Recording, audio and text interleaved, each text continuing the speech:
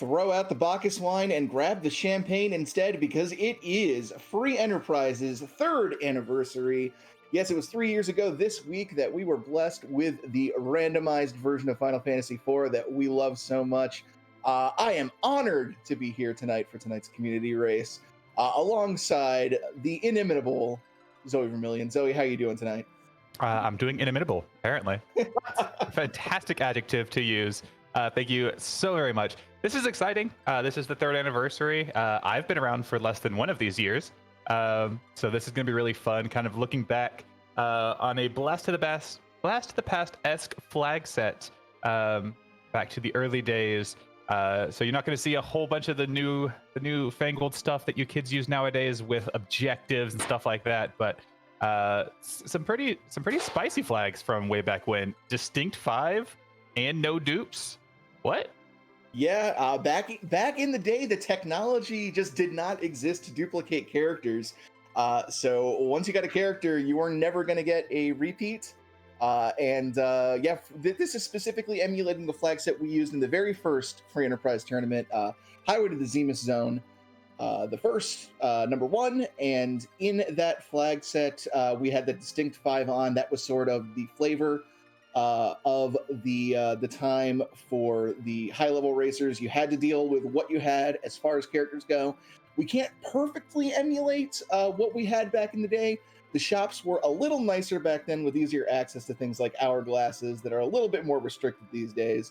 But we've done our best to sort of recreate what the conditions were back then. As you mentioned, no objectives here tonight. The crystal is out there as a key item. You just got to find it. Yeah, and looking at the flag set, it's a very short flag set, far shorter than what we're used to nowadays. But I noticed a few other things. Vanilla Hobbs is a flag I've never played with at all. I do believe that before the changes from last year, that used to be default and used to have to be set to be different rather than vanilla. Am I right there? Yeah, you're correct. Back in the day, it was a flag whenever anything deviated from how Final Fantasy IV normally operated. Once we sort of got a standard for how Free Enterprise is sort of played, those sort of became the defaults, and then was changed from there. But yeah, back in the day, if it was how Final Fantasy IV normally worked, you had to have a flag to tweak it. Yeah, and then everyone's favorite flag is not present, and that would be the Alt Gauntlet. Right, that's correct. Yeah, Alt Gauntlet, the Spoon flag, all of these were things that sort of came from community suggestions over time. Not present in the original thing. One concession we did make is those alternate palette colors are going to be in there because we just love to see our fab sprites.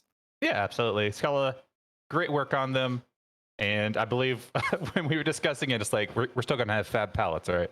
Like we're not going to take those away. But we got to start here. We have a Sid start with a Rydia, and oh man, no crystal start. Twin Harp though. Twin Harp is a great start for chat. Chat, of course, is going to love to get their music. That's something that's always been there, so don't worry. You are going to get your randomized music, and probably not going to be immediately, but I imagine that's going to be a check our runners are going to want to make before going too far in. Sid is a decent character to start with that's going to have a lot of physical damage, which is what you want for that Cave Magnus check, so already not a terrible start here. Yeah, no, not at all. So we do know 2 of our 5 characters. We have a Sid and a Rydia. I don't hate that. I like having a Sid in a kind of restricted character sense. There are better options, but Sid is a pretty good physical fighter, really good HP growth, can be easily backroad. Worst case scenario, you can make him a chemist at the end. We are seeing a second Rydia here in Baron Inn. No dupes, so we cannot take the second one. But that Rydia for endgame potentially be pretty good. As we all know, Rydia is a fantastic black mage once you get enough levels on her. And if you can find some of these good, powerful summon spells, you can enable her very quickly. But with that Vanilla Hobbs, you're not going to get one there. That's correct. Yeah, that was another community suggestion that came in down the line. Was, you know what, Rydia gets something here. Why don't we throw in some of those summons and give her a chance to get something nice? But not today. We're gonna have to find them the old-fashioned way as items. Sylph, of course, is going to be a great one to find. That Sylph glitch is on, so Rydia can take advantage of the free MP casting there if we find it. Yeah, absolutely. I would love for one of our runners to just kind of flex and go show us Vanilla Hobbs anyway. Like, give Rydia Fire 1. The worst thing about the Hobbs like the Hobbs check in Modern FE is that if you desperately need Fire 1 early with a Rydia, you do not have access to it. Those situations are few and far between, but there has been at least one scenario where I'm like, man, I wish I had Fire 1 on Rydia right now. Yeah, there's the tier 1 elemental spells really don't get a lot of play here, but yeah, very, very specific scenarios can pop up where they can be useful here. Speaking of useful, Ninja Hat and Poison Axe out of Damsian is not a bad find for Sid. It's going to speed him up and give him a little bit of extra firepower. That Poison Axe does have a pretty low accuracy, though, so it's not great in the long run, but it's definitely better than his initial equipment. Yeah, leave him in the middle with that Ninja Head on. You'll get a bit of an accuracy boost that should help with some of these earlier bosses. You're going to be missing some swings still for later bosses, and that might come back to bite you. But hopefully by that point, you've found either something better for him, like an Ogre Axe or a Nerf Hammer in some situations, just because I believe it has slightly better accuracy. And then, or if you found a better character in general, like a Kane or a Cecil. Yeah, absolutely. Speaking of a better character, Infinius is going to up Hobbs. Looks like Possum Morpheus is also headed there as well. Might get our look at a third character here. Remember, it is Distinct 5. There are only 5 characters out there. We know there's a Rydia repeat in Baron, so there is a distinct possibility that we don't find a White Mage, in which case you might be relying on Rydia's Asura spell or items for all your healing. Would you say that there's a Distinct 5 possibility? A Distinct 5 possibility, absolutely. Well, a Vanilla Yang, though. Yeah, not exactly an exciting find right here. We really have the physical damage we need with Sid right now, so Yang's not going to add too much. Yeah, Infinius is immediately resetting out of here. Looks like Possum Morpheus is going to go ahead and pick him up. Yang, of course, a character that takes a while to really come online, and it's not someone you want to grab early in the game when you really can't do too much. He'll be fantastic late game when he has a ton of HP. His damage kind of comes into form. He can be a great chemist, and he can output some serious damage in specific situations if you find the right claw. Yeah, Yang could be a huge boon later on. Early on, not so much.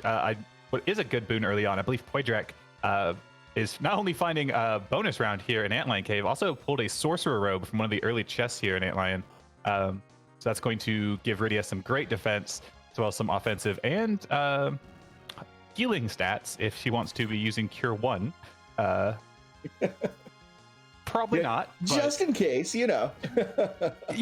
Baby Rydia with a Sorcerer with like a white shirt and a life staff. Those Cure runs can hit for like 300. It's fine.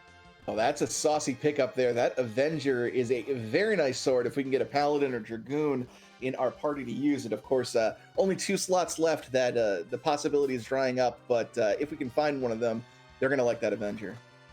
Yeah, I'm feeling like there won't be one, so that's just going to be a nice stack of cash.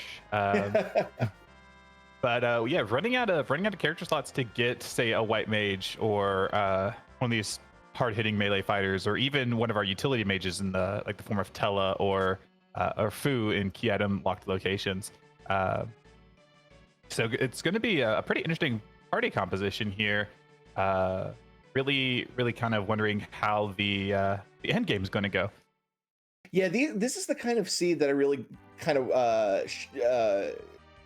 got my feet wet with. This is right around the time I joined the community was when the Zenith Zone final brackets were going on, so everybody was playing C5. It was kind of a trial by fire. You learn very quickly that there's very little in the game you can't accomplish with the will to do it and a stack of life potions and cure 3s. Yeah, and speaking of Cure 3s, if we don't run across a White Mage in this seed, Cure 3s will be guaranteed to be available. So that is good to keep in mind, especially when you have a Sid and a Yang, both gigantic HP pools will serve as good chemists if we say end up with like a Palom and an Edward for our last 2. Calling my shot, chat. Keep me honest. But yeah, I joined around the time of the Football Gauntlet wrapping up, so I'm more used to those flag sets where I believe it was something like, was it Distinct 7 or just something like that? Yeah, I believe so. Yeah, so it was much, not, I wouldn't say much friendlier, but there was a bit more wiggle room. Got that white spear from Mrs. Rydia here today, which means there's almost certainly not going to be a Kane in this seed, as these things tend to go. Yeah, you got a white spear and an Avenger. No Kane.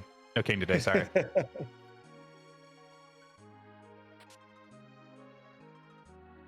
And we're going to get a look here on Kind of Nerdy Housewife here in the bottom left, going to be taking on the Fabul defense spot. And it looks like it is the Dark Elf here. See if I can channel my inner Dijon catch up.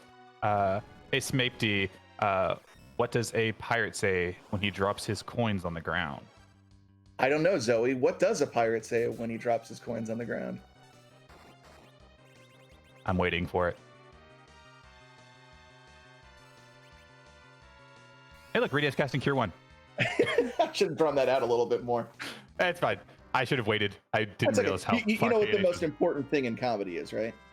A lack of comedic timing. Me change. There we go. Perfect. Nailed it. Swish. Oh, a dwarf axe for sale there in looks like Troya. So that is a good way to get Sid back row glitched if need be. Of course, you've also got bows available to Sid, but if Kane shows up, that's a good way to get him back row glitched as well. Hey, there's the Cure 3s. So that there might point to the fact that there's not going to be a white mage. Yeah, that's a very conspicuous presence of Cure 3s here on the overworld. So, yeah, you see that as a runner, and you're like, uh-oh. Well, time to start saving up some cash. That's going to make that Sylph spell that we saw for sale in Baron, I believe, very, very enticing for our runners, because that might represent their only real way to do multi-target healing here early on. Yeah, Morpheus peeking here in Mist Cave. Not sure what he's looking for. I don't think you can find the crystal in there, Possum, but you do you. Also, yeah, not where you want to see King Queen Eblin. That is an awful location for a free fight. Yeah, that is pretty much already a free fight. So you don't want to stack your frees together. Possum hasn't been to Antlion Cave. Okay, my apologies, Possum. Go to Antlion Cave. And now what I do like is that pan here from that Fabul check. Always nice to go into the underworld with the pan in hand, because that is a ton of opportunities right there for key item checks. Opens up a lot for you. So yeah, really like that's getting picked up early. And it's always nice to deny people the river special. So I will take a pan from Fabul every time, because nothing feels worse than trying to fade Fabul, like emulating rivers, and then when you finally come back up from the underground after checking Sheila 1, you do the full rule defense, and it's like, here, have a pan. You're like, well, dang it. Well, this throws a wrench in my works, or a pan. Ooh, set of Dragoon armor in the waterfall there for Possum Morpheus. That'll be a nice piece of kit for Sid. Lots of defense and elemental protection will make him very tanky. Yeah, could be end up being pretty interesting if, say, we have a hook route with something like a Pale Dim. That could come in handy. Absolutely. I am calling very oddly specific shots, chat. I'm not going to stop. I will get one of them right. And Kind of Nerdy Housewife has picked up that Sylph spell for Rydia. She is online there. A couple of decent items available. We've got that Thunder Rod giving a little bit of a wisdom boost, and the Sorcerer Robe you mentioned earlier. So Rydia should be hitting decently well with Sylph casts at this point. Hitting well, keeping the party nice and healed. Rydia is great addition to any party. Also, the best girl. Agreed, 100%. I'm a huge fan of Rydia. Any time where you get to really show off what she can do is a good seed in my opinion. That's why I'm a real big fan of these sort of restricted character seeds, especially C5, because we all know that there are certain characters you're going to want to have over other characters, but it kind of undersells what all of the characters individually are capable of. And situations like this where you can really put Rydia's versatility to use really makes for a very interesting seed. Yeah, 100% agree. Our tracker ship launcher pointing out that there are Starvels in the Kaipo Inn, and it looked to be an Edge in the Kaipo bed. So we know who our fourth character is, and that's a good one. Yes, indeed it is. We are not lacking for melee power here. Between Edge, Sid taking care of the early game. Once we get Edge with that key item check and get him in party, then he will be able to carry the late game. So yeah, really, really good melee damage so far for this team.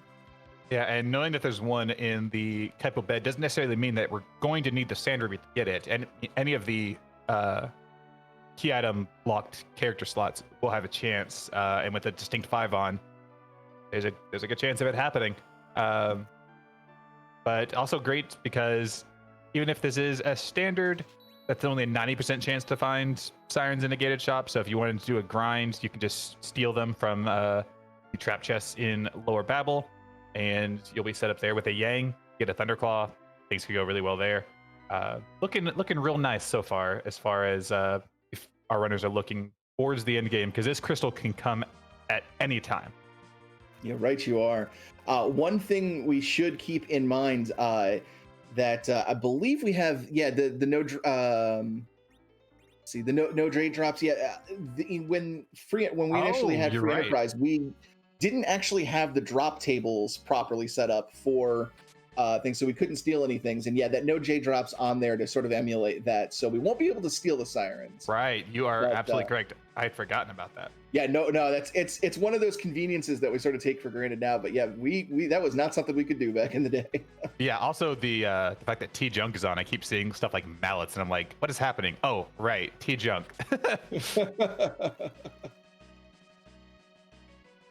Kind of already has wife putting that Sylph spell to use and taking care of the D-Mist and the Antlion Cave in general. Gonna take a look here on Poydrak's screen and see what is actually on top of Mount Ordeals today. Well, there's an Edge. Wow, that's big. That is huge. And also a Lunar Sparkle, which you'd love to see up here, unless it's Plague. Oh, it's Wyvern. You actually kind of like to see this.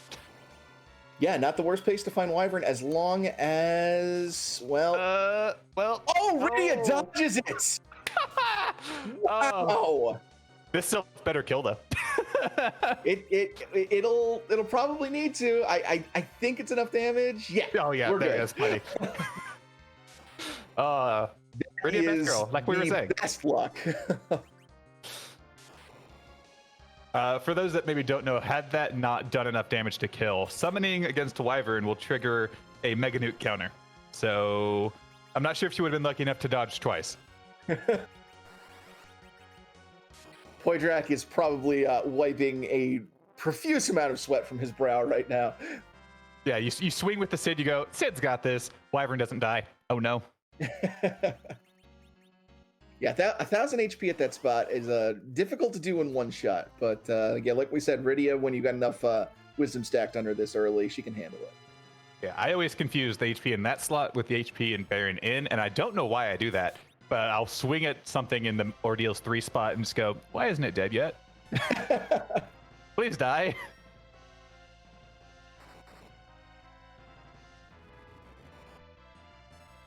Pirate coinage jokes happening from Morpheus as he finishes up the football defense here. And Poydrak heading over towards Silver to do a bit more shopping, as both Infinius and KNH have come to Mount Ordeals to get their Edge via the Sand Ruby. Did want to point out Infinius's naming scheme here is fantastic. I love it.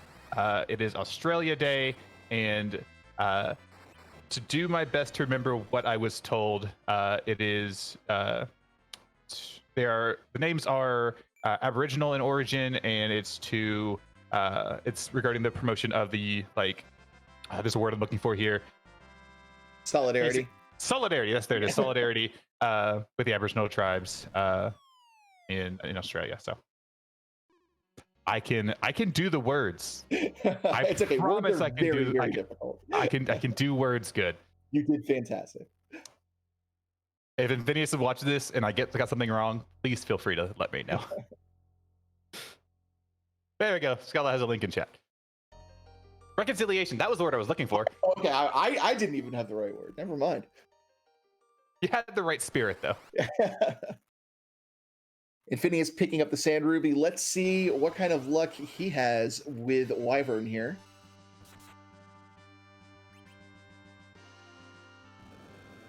Infinius don't do the same thing. Oh, Iridia dodged again! My goodness! What can stop this girl? Oh, well, yeah. Well, I don't think Infinius has the Sylph, but we'll get a chance while he's walling up to smack him with this silent staff, so it should be fine. Yeah, one more whack should do it, and there he goes. Yeah, so great job there for Infinius. Another dodge for Iridia. She's 2 for 2 on the day. Gainage will be there soon. We'll see if we can stretch that to 3 for 3. Oh, Dragoon Shield. That could also come in handy if we find something like an Ogre X or Sid. Hiding in the grass in Silvera is a place that a lot of runners don't typically check. I know I don't. I usually do out of habit, and I'm usually not rewarded with anything as good as a Dragoon Shield, so I'm a little jealous. Yeah, I never get. It's always like, hey, did you want a cure 2, a heal potion, and a wind spear? Here's 10 gil. Well, I can't find the 10 gil in this flag set. You'll just get the cure 1.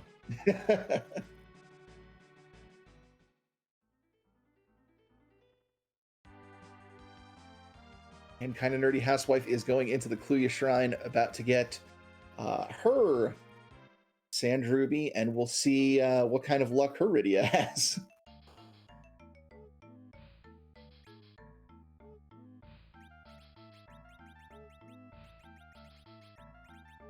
On 3 for 3. 3 for 3.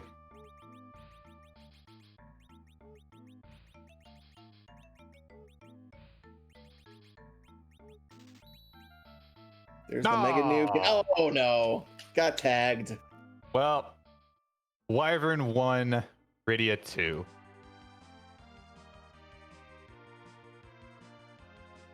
Meanwhile, Poydrak is heading here. We're going to check out this Valvalis in Baronin. This is a great spot for her. Such low HP. You don't have to deal with any of her mechanics. You can just kind of smack her with this edge, and there she goes. Poof.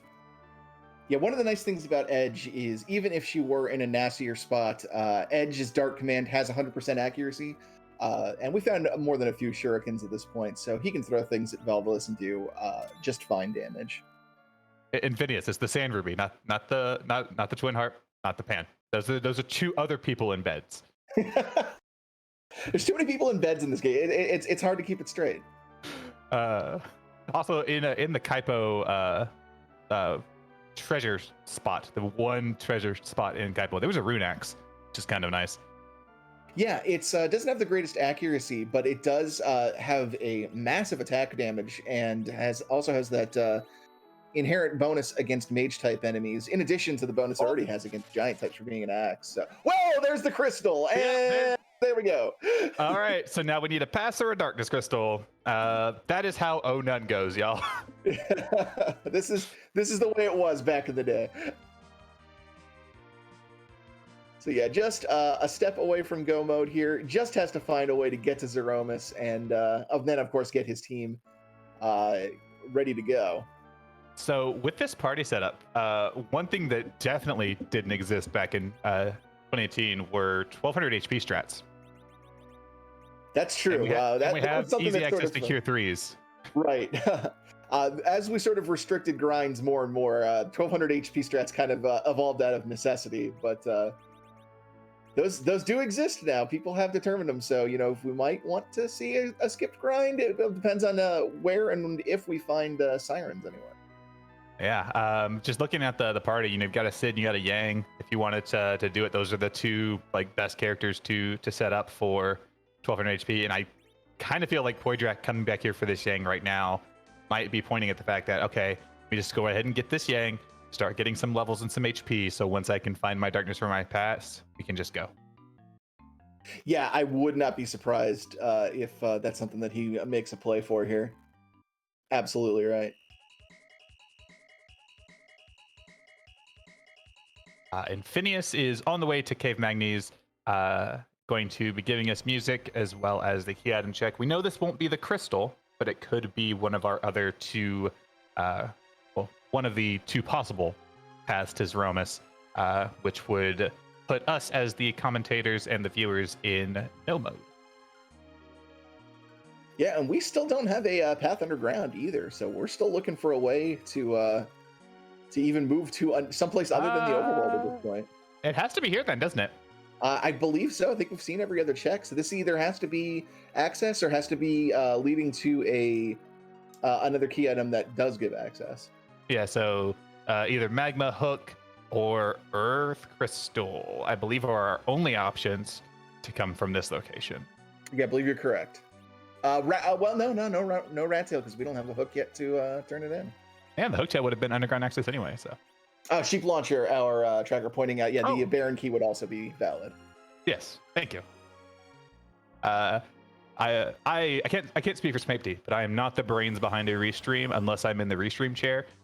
So trackers keep me honest all the time, and I appreciate the work they do.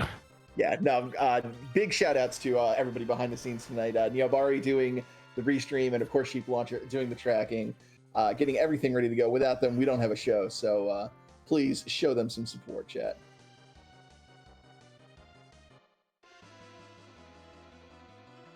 Let's see. Bought a bunch of life potions for Poydrak. There's crosses here. If you're thinking about it. Buying some silk webs. Okay, not buying the crosses yet. Zoe, it's music time. Okay. If we don't stop talking, chat will get mad. I've already stopped talking. What am I doing then? Annoying chat. Stop talking.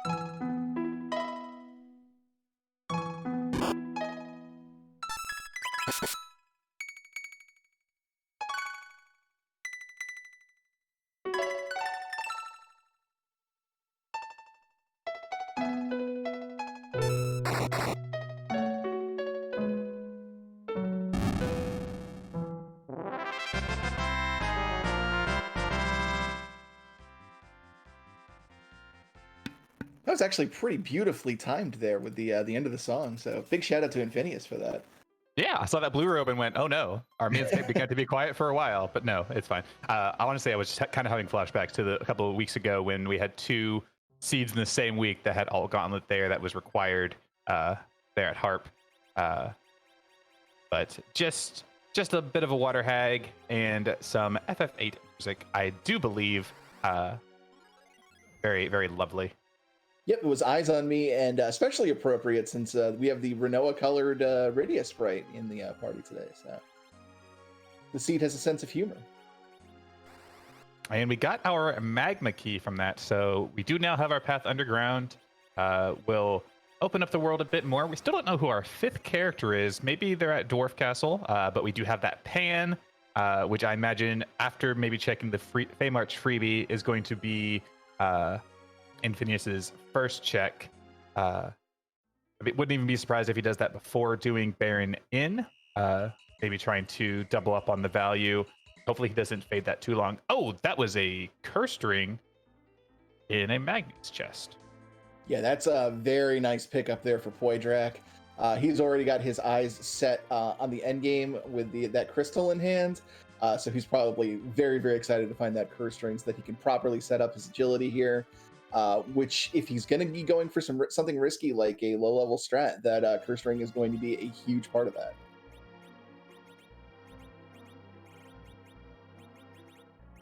And Infinius dropping the magma key down the agate well. Very long fall all the way down, which then triggers an explosion. Mechanics of which I am still trying to work out in my head to this day, but it does give us a nice little cutscene. It's dwarves. They don't have to explain anything.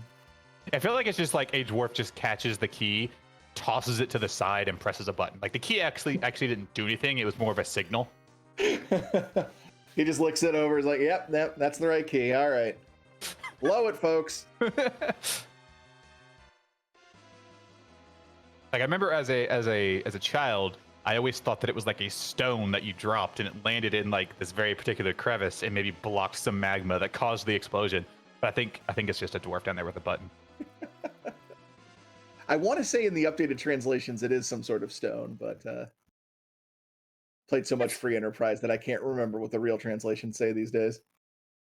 I mean, all I remember is the dialogue the NPCs say in Free Enterprise,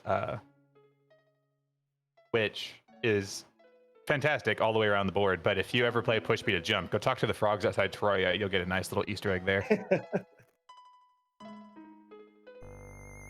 Kind of Nerdy Housewife also grabbing that curse ring, so that is good news. And it's got a couple of reprises of eyes on me here.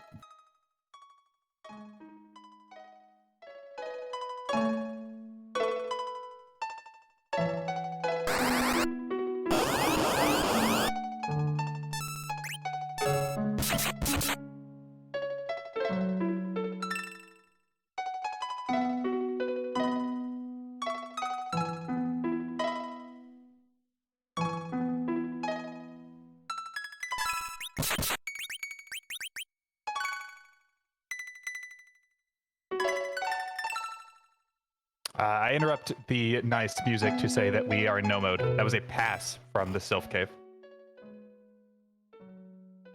Always bet on Pan. Yeah, didn't even bother with the Feymarch freebie, went straight for Sylph Cave. Now Anthony just needs to make his way to Baron Inn and take out those bosses to get his crystal, and he will be in go mode. Fortunately for Poydrak, as soon as he heads underground, the Pan will probably be his first or second stop. So he'll get that. Probably won't even bother turning in the Sheila 2 check unless he wants to fish for something like an Earth Crystal to try and get something out of the treasury. But with T standards, not all that worth it. Yeah, and Vinny's going to go turn in to Sheila here. Might set him on the wrong path if she gives a quest item. So this could be interesting here. There is a spoon, which is good for an edge, and there's a legend sword, so no rabbit holes today. Definitely good news here for Infinius. Knows that he just got the one overworld check left. A couple of things to do underground. Should be on the critical path here to the crystal relatively soon. I would be worried that he might want to go check the Feymarch freebie before doing Baron Inn. I don't know how well the Free Enterprise motto of check your freebies, do what's required as if it was in place way back when. But it looks like he is going to go do the Baron Inn, so he will be rewarded very nicely. Yeah, that was more of something that came out of the objective system, but the do what's required, absolutely. I wasn't sure if the check your freebies was a thing that was still important back then.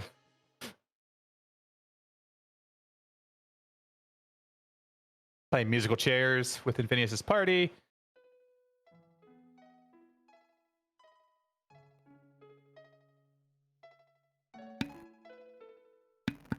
And K&H has grabbed her Magma Key and is out of Cave Magnus. Possumorpheus is hot on her heels.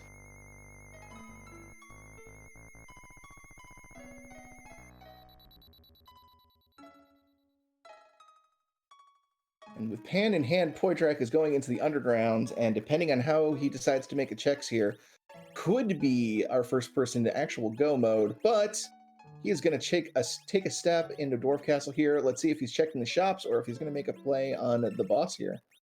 I would imagine checking shops here, maybe doing a bit of looting as well to get money for sirens if you can find them pretty easily, or to buy enough Star Veils and, say, crosses or vampires to go that route. But there's still plenty of things to buy, so I don't dislike this. And if he wants to take a peek, maybe he can get the character here pretty quickly, because we still only have four of our 5 characters. Yeah, right you are. Answer question for our tracker Sheep Launch. We're going to get sirens for quick grind in these flags. They can show up in shops. There is a small chance they won't show up in any shop, but they are indeed purchasable here. Yeah, 90% chance, I believe, in S standard to show up in a gated shop somewhere. So Dwarf, Tamara, Feymarch, Cave Eblin, or Moon. I believe I'd be 5 options there.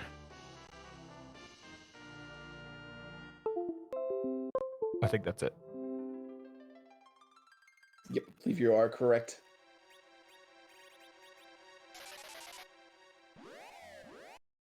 Poydrak, are you pulling a sneaky? You're gonna sneak out the basement here. Actually, there's a couple of chests here you can grab. Fair, no, not bad. Poydrak really, I've noticed in watching Poydrak race, he loves checking those 3 chests, because if you find something nice there, that is a spot that hardly any racer will check, and you can get something good, then you are going to be in a really good position. Ooh, and Phineas employing some reflect strats here on play rather than doing the typical kill and revive. So very nice to see there. Yeah. So worst case scenario, if he can't get it down before, there we go, the rest of the party dies, Plague will probably just kill himself, just like that. Yep, and it doesn't even matter. You don't even get any XP from that spot, so it doesn't matter who's alive at the end. Yep, and we now have our first runner in go mode at 33 minutes and roughly 33 seconds. So a very nice time on the clock. Absolutely, and now it's going to be up to Infinius to finding a way to get where he needs to be to actually complete this seed.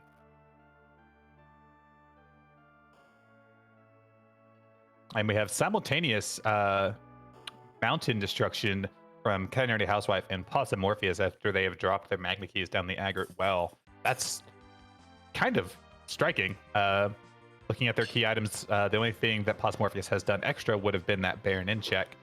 So they've been fairly in lockstep the entire seed.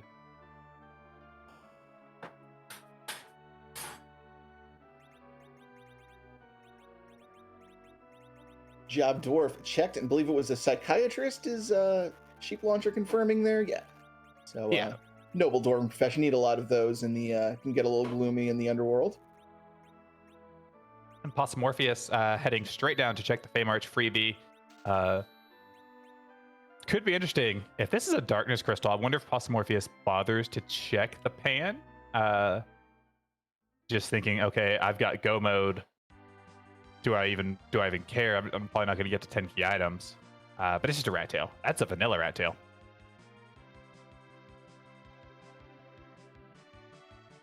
And Possum Morpheus is skipping the shop, or maybe he's just going to check these chests first before going to the shop.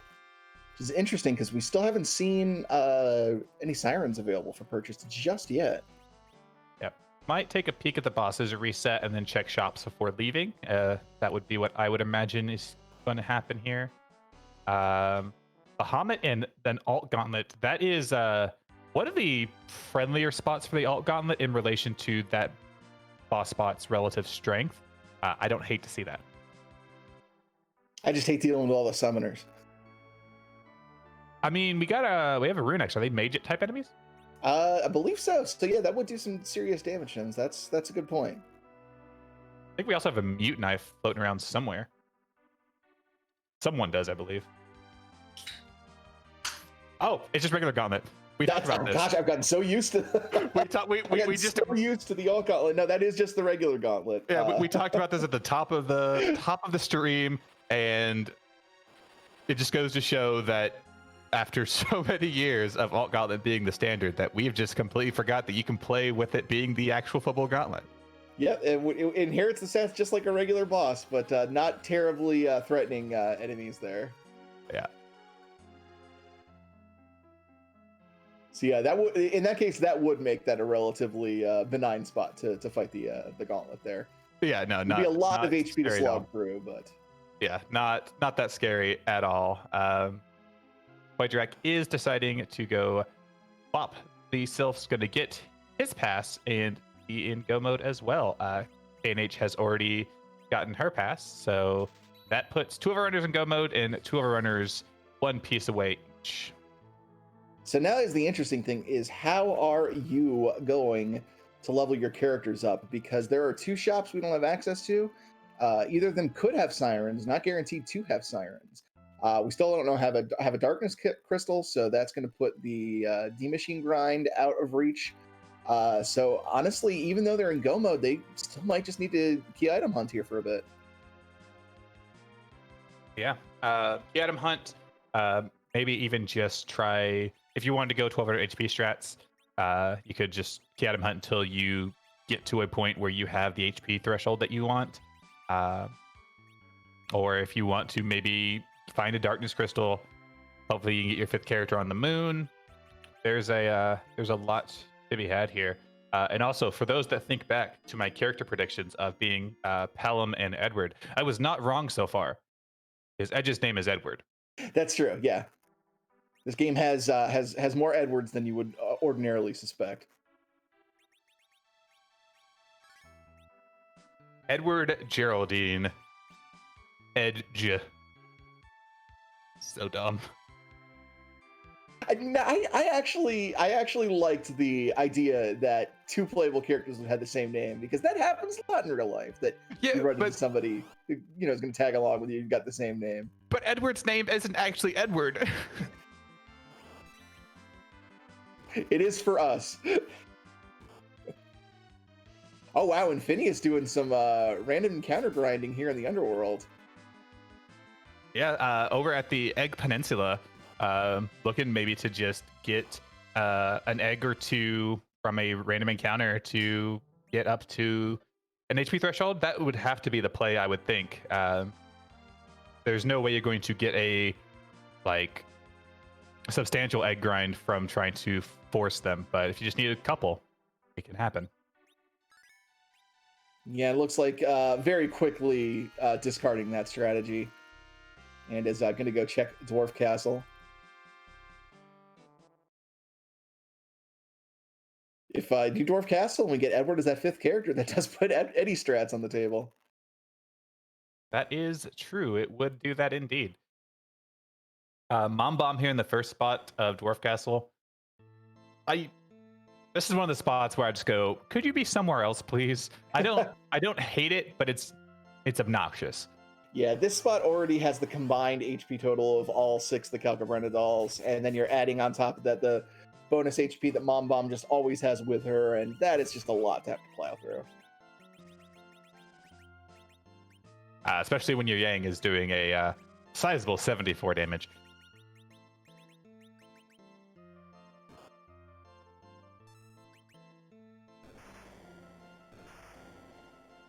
Well, he's throwing potions. That's what he's good for.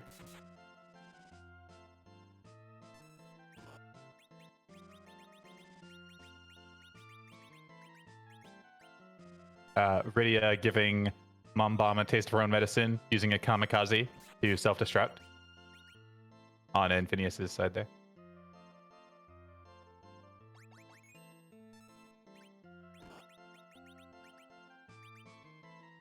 Turns out Mom Bomb's a blue mage, is going to copy that technique.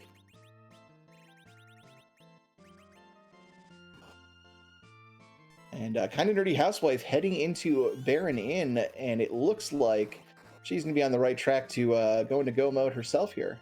And that'll put all 4 of our featured runners into go mode here this evening, which means that this has stopped being a race for the puzzle pieces and now a race for how you going to kill Z.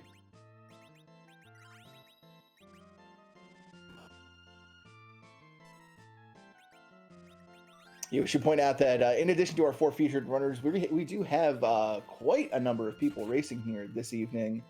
Let me see if I can get a total here. It was at least 20 people here tonight. Scrolling up. 21, I believe. And none of them have done just yet. So if there is anybody that's in the same position as our featured runners, they are probably struggling with the same question of how am I going to get my party powerful enough to actually beat Zeromus here? And then looking back onto Poydrak's screen, we have made it to the second phase of Bomb. We have the little bombs, cleaning them up pretty nicely. They're being very rude. Looks like Poydrak does want to get this experience on Rydia, so I'm using some life potions on her. And Phineas has yet to make it to this phase, so Poydrak will soon be able to see what character is here. Just hope it's not someone he already has. Yep, this is also going to give Rydia her mid-tier summons and elemental spells, and grow her up, so she can do things like equip the Zeus Gauntlet. Yeah, you want to go Quint, Zeus Gauntlet, Rydia. You have a Hailrun robe. We have something like a Dragon Whip or some Artemis arrows. Be nice. It's a second edge, not a huge deal. And Leviathan has decided to take up residence in the Crystal Room of Dwarf Castle instead of the Fey March. Possum Morpheus, though, is in Castle Eblin, taking out the Mad Ogre chest here for some experience. I know I keep saying it. That feels like a 1200 HP strats play. Yeah, I really, really like this play from Possum Morpheus.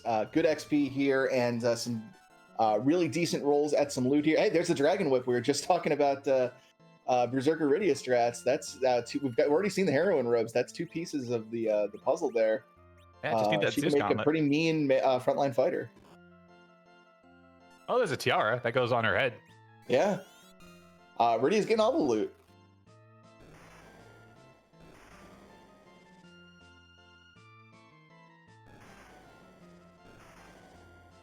Now Poydrak's team is going to look on helplessly as the very, very slow hand crawls across the floor in a zigzag pattern. Just nobody can do anything about that.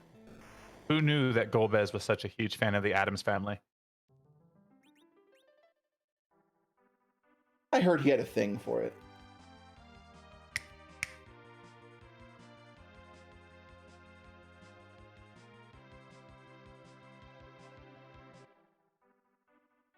To answer a question in chat, we do not have moon access, but we do have access to Zeromus via the pass, which can be turned in the Troya pub. And instead of taking us to whatever room was there in vanilla, it is a room that teleports you to Zeromus. And there's a hook from Dwarf Castle, and Poydrak immediately heading to the surface. Not only is that going to give us another character check in Eblin Cave, but that is going to open up the Eblin shop. And if that has sirens, that could be the key to completing the seed. More importantly, though, keyless tower, keyless tower. Phineas is pandering to me, I swear.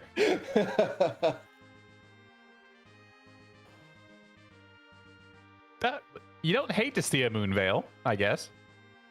Yeah, it's not going to be terribly useful against Zeromus, unless you desperately need another reflect source. But, if you're going to keep key item hunting here, that could make any one melee-centric boss a freebie. Yeah, or you can go for the big brain strat that I think I saw Possum Morpheus pull off in a race a few weeks back, which was if you don't have a Unihorn for Unihorn strats, just use a moon veil on your reflect target and then just bounce that so your melee fighters can't hit him anymore. Oh wow, that is big brain. Wow, I never would have thought of that.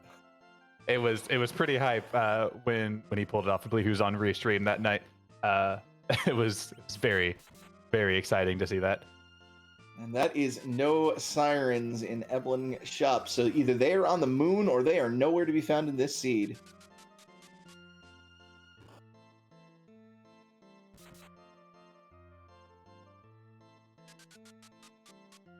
Or yeah, I suppose they could potentially show up in the Kokol shop, but they could, but that is so incredibly rare. Yeah. We are seeing that we have yet another Rydia. That is a third Rydia, as well as either the Baron Guards or Officer Soldier. If you asked me if we'd fought either of those yet, I wouldn't be able to tell you. Yeah, that's disappointing. That hook represented a lot of potential, but just kind of whiffing on all fronts. And Poydrak's going to be chasing Infinius up the keyless tower route here. Yeah. We don't quite have, let's see, 1, 2, 3, 4, 5, 6, 7, 8. Wow. Poydrak's at 9 key items. So yeah, diving here, see if he can get a 10th. to facilitate whatever grind he may end up landing on will be very nice. We do know that even though we have a pass in hand, the game requires logical access to all locations, so we have to find a darkness crystal somewhere, and we're running out of boss spots to check. We have this, and I believe just the Feymarch bosses in order to get us any more potential key items. Yeah, that's correct. So if you're Poydrak here, you're hoping this is the darkness crystal here at the top of the tower.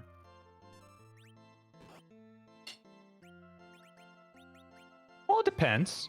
If you're Poydrak and you're not planning on needing the moon for anything, you might be hoping this is something not the darkness crystal, and that other racers are going to have to go through that Feymarch to get it.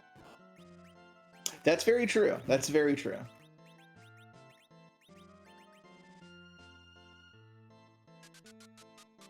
If this is a restreamer nearby pointing out if this is Luca Key, that puts a trapdoor grind on the table.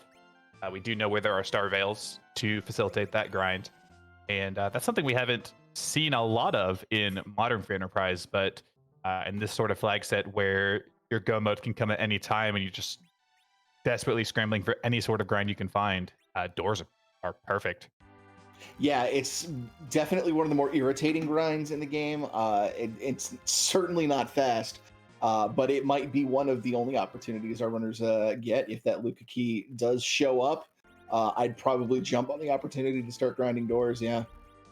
Because we have yet to find something like a Zeus Gauntlet, really like consistent giant killing weapons. If we do find a Darkness Crystal to do like a Mag Giant grind, we don't have a Tella or a Fusoya, and the Cure 3s in the overworld kind of point to that not being the case with this seed. To do something like a Demashin grind, no Sirens found thus far to do your standard egg grind or something like a King Ryu or Warlock grind. So if you're using, I'm going to plug my own thing here. If you're using something like my grind calculator, it would be struggling to find you a good grind. Where would people be able to find such a grind calculator? There are two places. One, you can find it in the Discord. We have a guides and resources channel, which will link you to a spreadsheet where you can find it, or it's also linked on the Free Enterprise Wiki, which you can access from our website, FF4FE.com. That's fantastic. See, and Phineas is going to be taking on these Feymarch bosses here. Bahamut shouldn't be too much of a problem. It's a lot of HP to go through, so it's going to be at least 3 rounds of Mega Nukes for Bahamut to destroy itself. Boss Morpheus is going to Zeromus. Well, that's a thing.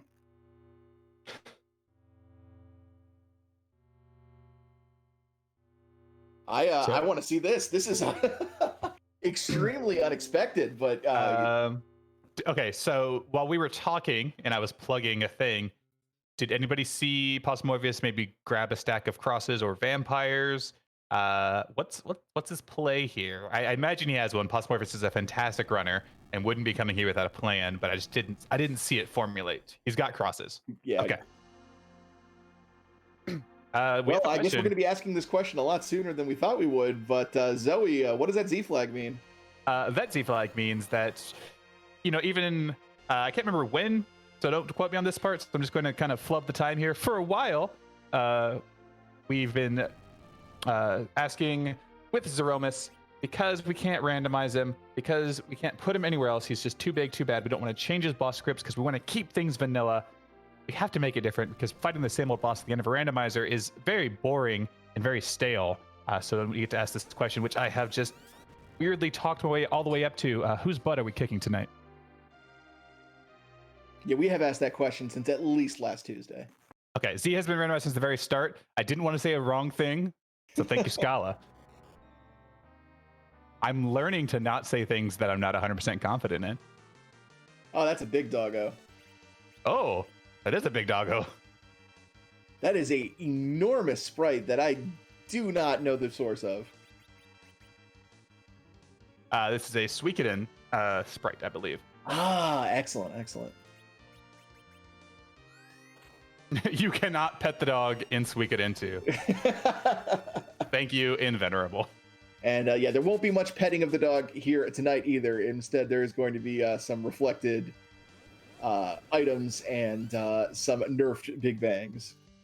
Okay, I have to point out, Possum Morpheus, you couldn't rearrange your party just slightly because we just have ever the best pizza. We could have had the best pizza ever. I don't know. Ever the best pizza is going to be the slogan of my pizza joint when I start one. I like it. It sounds mystical. Yeah, but there's a random period in the middle of it that just throws off the flow. Well, that's just pausing for emphasis. Ever the best pizza. It's just gonna mess up the kerning. Listen, you don't tell me how to run my pizza joint.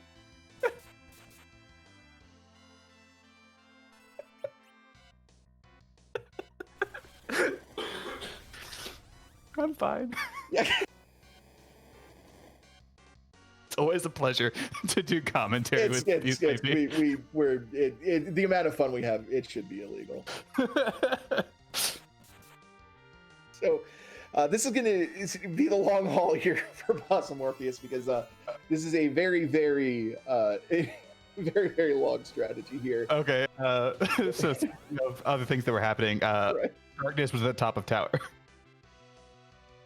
So do you want to try to explain the 1200 HP strats for those that might be a little unfamiliar with it? I'll do my best. I'm really bad at them, so I'm not sure how well I can explain them. Basically, it kind of exploits a few mechanics in the Zeromus fight. One of which is when Zeromus is hit with attack spells, also particular status affecting magic, as well as status healing items. That one I don't understand. It triggers the script to counter with a nuke. So what you will do, also vampires as well. What you will do is you will set up Star Veil on a character that has at least 1200 HP and use these items to reflect back his counter nukes for anywhere from 1500 to about 2000 damage a pop.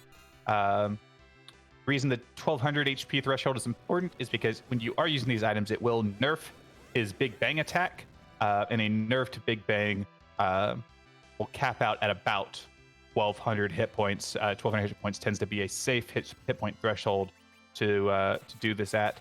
Vampires will help facilitate healing, and then if you have a couple of cure 3s in case things get dicey, that is good.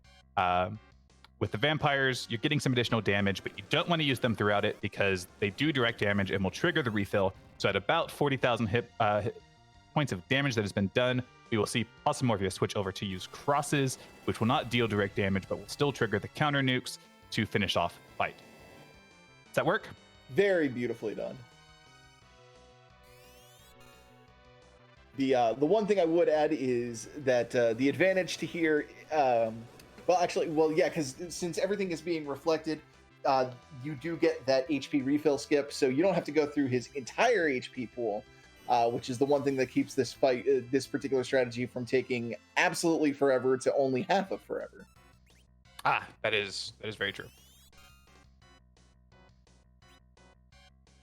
And was that no sirens on the moon as well? So, or were there sirens there? I didn't catch it. Sheep Launcher, our tracker, is saying moon sirens. Okay. Yes, there are indeed sirens. Okay, so Poydrak is going to have his sirens. He's going to be able to do his grind, and then he'll be able to go to Zeromus. Gosh, depending on how quickly he can get his grind, he might be able to catch up with Possum Morpheus. He might be, yeah. 1200 HP strats are slow. They do take quite a while, similar to Eddie strats, a little bit faster than Eddie strats, but I believe the math on them is at BS6, Battlespeed 6. Whenever you try and do them, I think the math comes out to about 11 or 12 minutes. But if you take a wipe, that adds some time. Yeah, that is the huge, one of the huge downsides to it. It is a very, very dicey strat, very, very liable to wiping like that. So yeah, that's the reason that I don't do them. I'm really bad at them. As far as Eddie strats, I've done them once. It was the first time I tried it. I did it without the proper setup, and I've never been able to do it since, even with the proper setup. I don't know what happened. It's Sid on the lunar dais. Poydrak not interested. He's going to take the whale back over. It looks like he saved before he went to the shop, so he's going to rebuy his items here. Fifth character could be behind the giant. Fifth character could be in Baron Castle could be behind the package, could be in the Tower of Zot. I don't feel like we're going to be seeing who the 5th character is tonight. Well, I believe Infinius is in the Tower of Zot right now. Oh, So we might Infinius. see if it's behind Golbez here. Infinius, why are you always proving me wrong? Poydrak is going to take his bounty of sirens and flee the moon. Morpheus is going to jump back into this Romus fight. Give this another try. This strategy is something that I'm just terrified of trying, and not knowing it and not knowing how to execute it has definitely cost me races and will cost me more races in the future. But the stress of pulling it off does damage to me, and I don't like it. So I will continue to not utilize it. We call that psychic damage. Yeah. I take 2d6 of psychic damage every time I attempt a low HP strat, and that is per attempt, not per seed. Yeah, my wisdom save's not the best. And shout outs to one of the workshop helpers for Free Enterprise, Moonblaze Wolf, who is a known pizza lover as well as a very good doggo. Definitely feeling some Moonblaze Wolf here at the bottom right hand corner of our restream right now. Phineas struggling a little bit against this Golbez, does have edge up with Reflect On. That's going to keep him safe in the interim. Just going to dart at Golbez here, and yes, does get through. So Infinius is through. We'll be able to pick up the 2 characters, at least check the 2 character spots, and see what is at the end of the Tower of Zot key item wise. We know it's not going to be the Darkness Crystal, which does get you to the Sirens, but one of those characters might be Fusoya, and that could be game changing.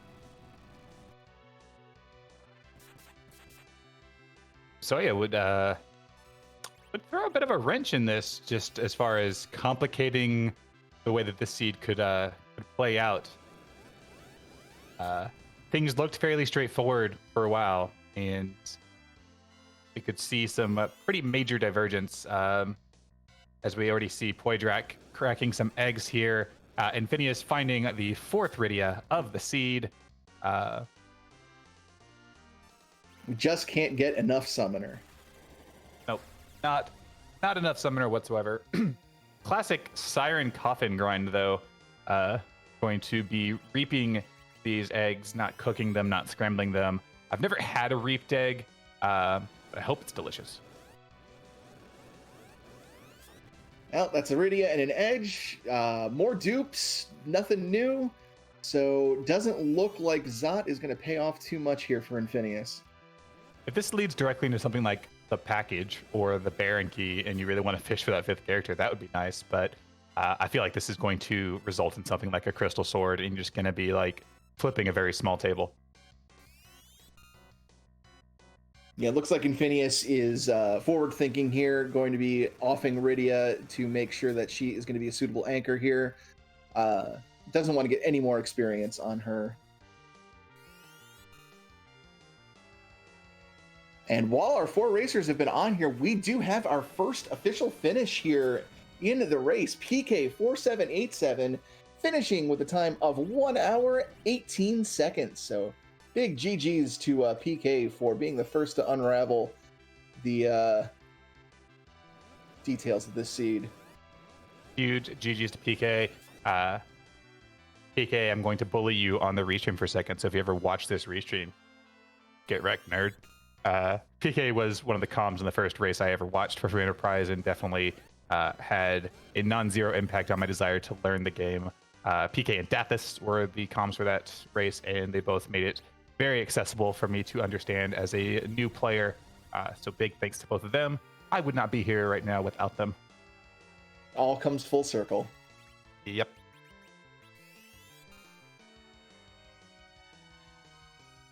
I'm imagining a DM like 2 years from now when PK just randomly watches this VOD and goes, "What?"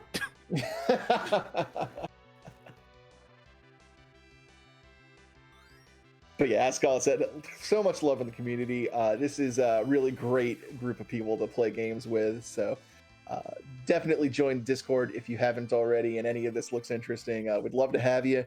Love to teach you the game. I'd love to race with you. So please, by all means, check it out if this is at all interesting to you. Yeah. We've been around for 3 years. We have members of the leadership and the Restream leadership that have been around for various amounts of time. I know I am one of the most babby amongst the blue and pink names, but I feel at home.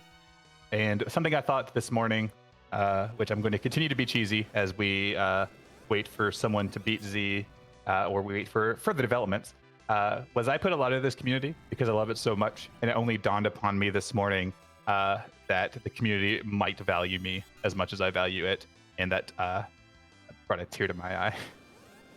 I can assure you that you are absolutely, completely, 100% valued. We would be much less of a community if you weren't around, Zoe. Thank you very much. Even if you are trying to put me out of a job with your silly bot and its crazy everything that it does. Look, I know that your heart is in the right place. She's just a hard worker. It's fine. Hard work that I used to do. Automation is the way of the future, Smatey.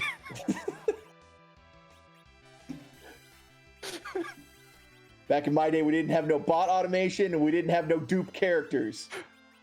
We really should have. We liked it. We really should have just not used Siren for this We race. didn't have your 1200 HP strats. We couldn't fight Zeromus. We looked for Sirens. Did you really? Like, I could have sworn for a while there, Sirens weren't even a part of the meta. Oh, no, Sirens were the meta from the beginning. Oh, okay. There was a good period of time where if I couldn't get Sirens in the seed, that I just forfeited.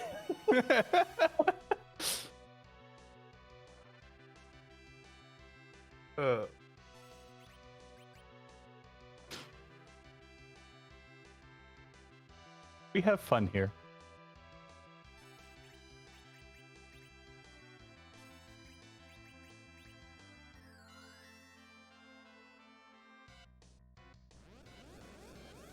Yeah, Sheep Launcher. We had to walk uphill both ways up Ordeals. Yeah, I was about to say, Mount Ordeals we had to walk 15 miles up Mount Ordeals both ways in the snow.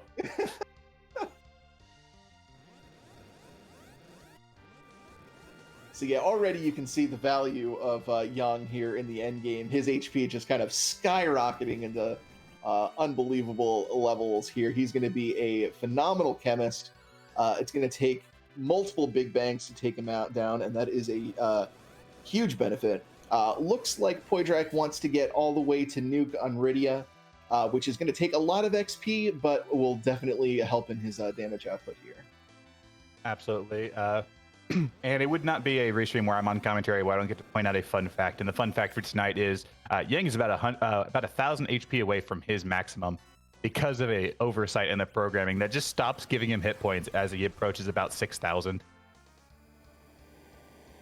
Kind of easy to see how they could oversee that, since he's in your party for about 15 minutes of total game time. I mean, that's fair. I don't see how QA would run across that.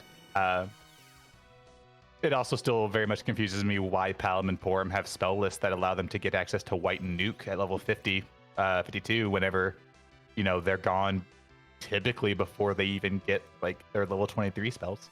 It's a very good point. You kind of get the feeling when you see all of this stuff, in the game, of that these characters can level up to certain points and learn all these things that, maybe they had all of these characters in their leveling and design development set out before they knew exactly when they were going to be in and out of the party, which kind of speaks to which it's a fantastic thing that it does, because it makes this game so randomizable. But you wonder if maybe there was a alternate plan where maybe the characters stuck around longer or something like that. Yeah, Scala pointing out that there was a lot of Final Fantasy IV that was planned for that was then cut back, gesturing at the cry command ominously. Yeah, I learned an interesting fact recently, reading about this was when Nobuo Uematsu heard the soundtrack to ActRaiser from Yuzo Koshiro. was working on Final Fantasy IV soundtrack at the time and was so impressed with what Koshiro was able to do in ActRaiser that he scrapped everything he had been working on and started completely fresh, using some of the techniques that he had done. So I thought that was really cool to learn. Oh, that is really cool. That means that I have Koshiro to thank for some of my favorite tracks in Final Fantasy history. There you go.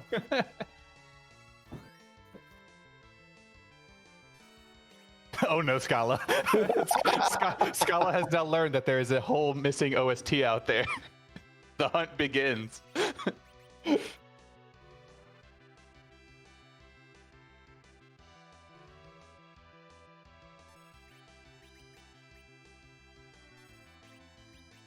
Infinius has summoned the goodest boy and will be proceeding through with his fight. Looks like with his HP totals, he is going to also be trying for the low HP strats, whereas Poydrak, having done his grind, is now heading up himself. Will have a much faster time of the encounter, so we'll see if he can finish here relatively soon. Yeah, this is going to be very, very interesting. Like we said, Possum Morpheus has been at this fight for a while. He did take that one wipe. We'll see if anybody else can catch up to him at this point. Poydrak is certainly going to have an edge on Infinius, but we'll see if Possum Morpheus is able to finish this off. And there's the crack bang boom. Possum Morpheus has finished in second place overall, first on stream. The time of 1 hour, 7 minutes, and 54 seconds. GG's, Possum Morpheus. GG's. We will be joined by Possum Morpheus shortly for an interview. I was actually going to say that he had switched over to the crosses, so I imagine he was getting pretty close to the end, and I was not wrong. And I believe we are joined by our second place finisher, GG's Possum Morpheus. GG's. Can y'all hear me okay? Yes. Cool. So, how you doing? Well, I'm a little frustrated because I think I should have won that one. And I shouldn't be bitter about second with how good everyone is, but I really feel like I gave away a golden opportunity at first there. Yeah, so I see your grumbles there in the race room. Was that in reference to the unfortunate wipe you took on your first attempt? It was not just for the wipe on the first attempt, but then it was for forgetting to Starveil Edge on the second attempt before zerking him, and it was also for mismenuing 2 different crosses, and just one of those where it's what could have been. Yeah, still second, super happy. Don't get me wrong. Yeah, it's hard to blame anyone for making mistakes in such a high pressure situation like that. Those 1200 HP stats are nerve wracking. So I don't think anybody would hold it against you. Yeah, well, I appreciate the kind words. A fun little seed. I want to thank my little inner loot goblin on this flag set for finding that cursed ring and making things really easy. That was pretty key to making this go really swimmingly instead of having to rely on a 5 agility dwarf axe Sid and grinding a little more for edge. Yeah, that was something that we noticed as soon as you pulled that out. We're like, oh, that is a pretty spicy cursed ring. I think you and Kind Nerdy Housewife both stumbled across that cursed ring. I know Poydrak has one. I don't know if he found that one or maybe one in the shop, but well played. 1200 HP strats, something that I'm terrified of. But every time I see them executed, it is a work of art, just how precise you have to be and how nerve-wracking it can be. Well done, even with the wipe and the few mismenus that you had made. Oh, thank you. I appreciate it. All credit goes to Zilch for coming up with them and really mastering them and, blessing us all with the 1200 HP strats. Without his work on all of that, we don't get to see this. And who knows what happens in this race without them. But it certainly would not have been done in an hour 7. Yeah. Yeah, absolutely. So I do have... Oh, go ahead. No, you go ahead. I've been hogging the mic. I just wanted to ask, you started playing Free Enterprise just a little bit, if I remember correctly, just a little bit before the 3-minute zone started. Is that right? I started playing back in end of March, early April. Basically just grinding Fabul Gauntlet bracket seeds to try to learn as much as I could. Okay. How was it kind of going back to how it was 3 years ago before objectives and everything like that? I honestly don't mind it. I find this flag set really fun because of the vast variety of different outcomes you can get on a seed by seed basis. So I actually ran I think it was 5 of these total between yesterday and today, where I would normally be playing different flags and such.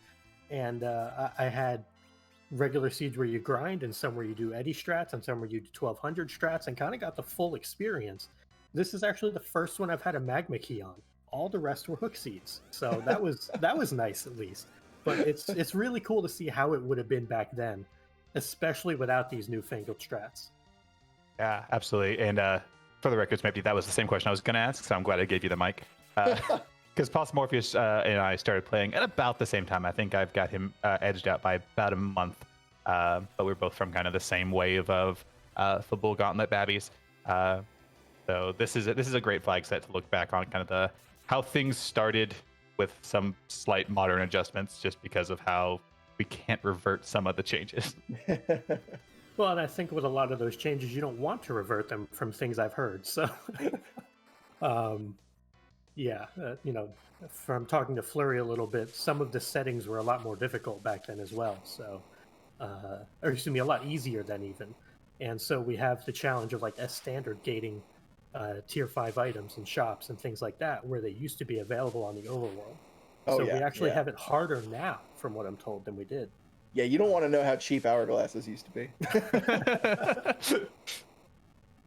But I'll get out of y'all's hair. I see that Poydrek has finished, so I'll let y'all go. I appreciate the interview. Thank you for the role, Neobari. Thank you for tracking Sheep Launcher. And thank you for comms, Smape and Zoe. Y'all are amazing. And thank you to everyone else behind the scenes. And y'all have a blessed night. Well, thank you so much. And GG's again. Yes, Poydrek has also finished here on the restream, a time of 1 hour, 12 minutes, 36 seconds, coming in 5th place. Before we jump to that interview, the other two finishes we had were X Pancraz coming in 3rd with a time of 1 hour, 11 minutes, and 27 seconds. And then 15 seconds later, Christopher Workin coming in 4th place. But we are joined by Poydrek. GG's. Are we? Oh, okay. Hi. Hello.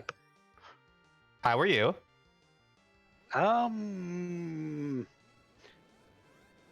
Sort of trying to figure out who the 5th character was. Also, not really caring, and also thinking that everyone nowadays has got it so easy. This is how the seeds are meant to be. Give us 4 characters going to the Romas. Give us this difficulty. That was fun. How liberating a feeling was it when you finally saw Sirens on the Moon? It was a little bit, but I had a backup plan, which was those Hourglass 2s in Eblin, and I was just going to walk the moon and get do encounters on the way down. Oh, the old glory walk strategies. Haven't seen those in a while. Yeah, so yeah, I've brought out a few odd grinding strategies lately, and that one is a real blast from the past that I've not done in a while and might have been interesting. Yeah, that would have been fun to see. This entire flag set's been fun to watch and great to commentate, especially with me coming in only in the past year, kind of looking back on how some of the gameplay beats used to be. We've talked about the restream about how things can't exactly go back to the way they were. Shops have been forever changed, stuff like that. But it is nice to see kind of the spirit of this old flag set come to life. And I just look at it and go, wow, that is a completely different game than what we play nowadays. Yeah, this is what I basically grew up on in my early time of a free enterprise runner. I came in just after ZZ1, and these are the flags that I pretty much played with to familiarize myself with the game. I didn't do any of those easy stuff. I went straight into this, and it's been good to have it back. Sure, it's, as you said, it's a lot different compared to the shops nowadays. The prices are different, and you need to do a little bit more in some cases, a little bit less in others. But it's, yeah, just refreshing, just to look back in it. What's sort of your since you mentioned sort of the time you started playing, it's sort of about the same time that I started playing myself. What is sort of your favorite addition to the game that we might not have been able to see tonight that has come over the last 3 years?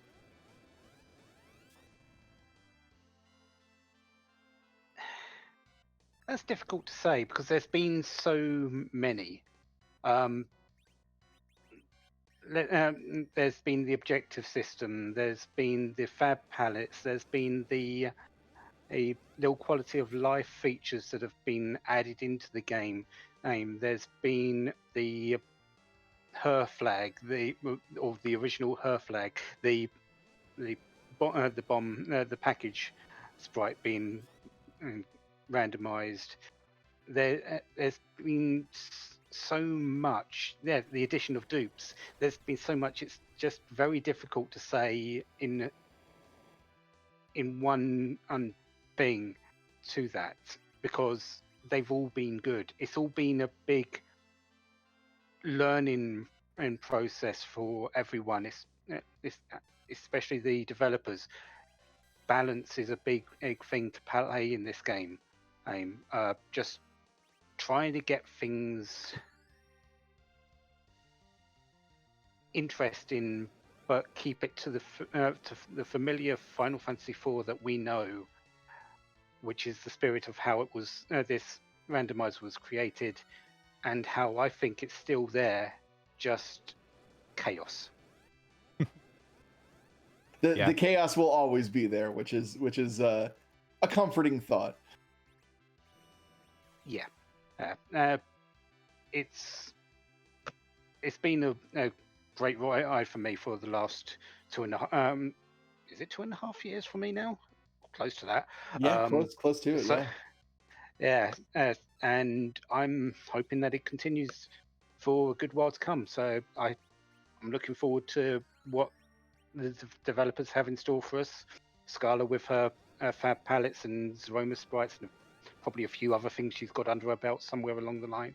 Iron Bullface and Rivers with their ideas for balance and just things for the game that they want to just tweak a little bit. It's got a bright future, and I hope we're going to be here to see it for quite a while. Yeah, most definitely. I completely agree with that sentiment. So I'm going to head off because I'm sure we've got some other people clamoring to come in, or you've got something to laugh at on the screen. So yeah, have a good evening, everyone, and I'll see you soon. Take care, Poydrak. Congratulations on your finish, and thanks so much for agreeing to be rebroadcast tonight. It's been a pleasure having you. Thank you, Poydrak. All right, and with that, almost prophetic there, Poydrak. We have a finish from Infinius, 7th place, 1 hour 19 minutes 34 seconds, and Stone Dingley finishing about 5 minutes prior with a time of 1 hour 14 minutes 20 seconds. So GG's to both of them. We will be joined by Infinius in a moment, but before we get to that, while you were talking with Poydrak, I had a very interesting idea for a question for maybe those in chat or something I may ask throughout the week of just some people that I know in the community.